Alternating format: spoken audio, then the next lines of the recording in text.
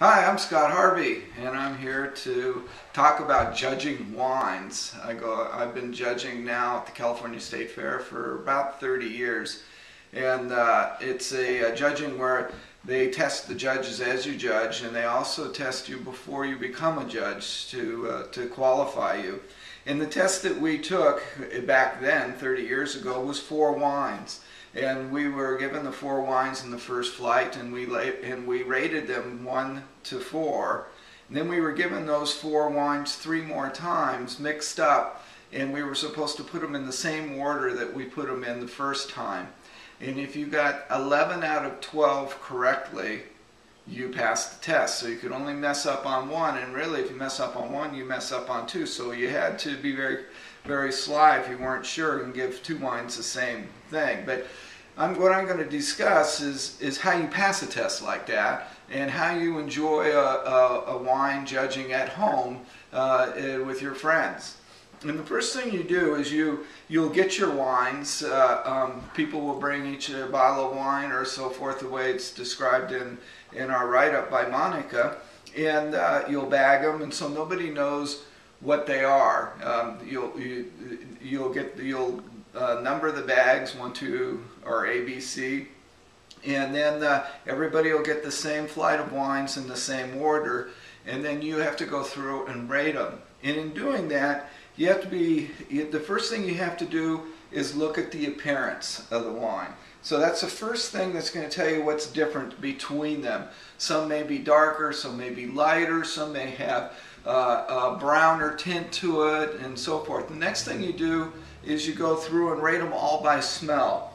You can't taste one wine and go through one wine and judge it all by itself, and then go through and do another one having tasted the one before, because once you taste it, you can't smell them anymore, and you really tell more from the smell than anything else.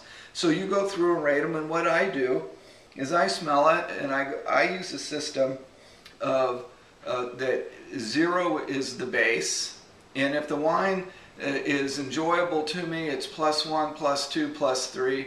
If it's not enjoyable to me, it's -1, -2, -3. So I go through and rate all of them on my sheet according to the most enjoyable or the least enjoyable. So you smell them and you say, oh geez, I like the mint character in that one. Oh, this one's too oxidized. Oh, this one has beautiful oak and really shows a varietal character and so forth. And I'll say, okay, this is a +1, this is a -1, this is a +2, and so forth. Then what you do, once you have those ratings down on your sheet, then it's time to start tasting. And the best thing to do is taste the best highly rated wine that you rated by its nose first, and then go to the worst wine last, because there is such a thing called palate fatigue. And you always want to give your best wines their best shots when your palate's at its freshest. So this one, which I rated +2, I'll taste first.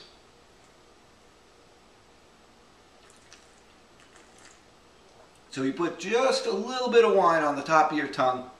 Then you gurgle a little bit of air in over the top of the wine, through the wine on the top of your tongue, and it throws more nose factors up through the backside, and you can tell even more about the wine. Now what I didn't do was I didn't spit. Normally you would spit, especially at the California State Fair wine competition where we taste 120 wines a day. But we'll have a spit bucket here, and I'll taste the wine and then I'll spit. And then what I do is I take a sip of water, and then I go to the next highest rated wine, this one, and I'll taste it, and I'll spit it, and I'll write down my notes, and then after the taste, this wine may rate higher than this one. It all depends.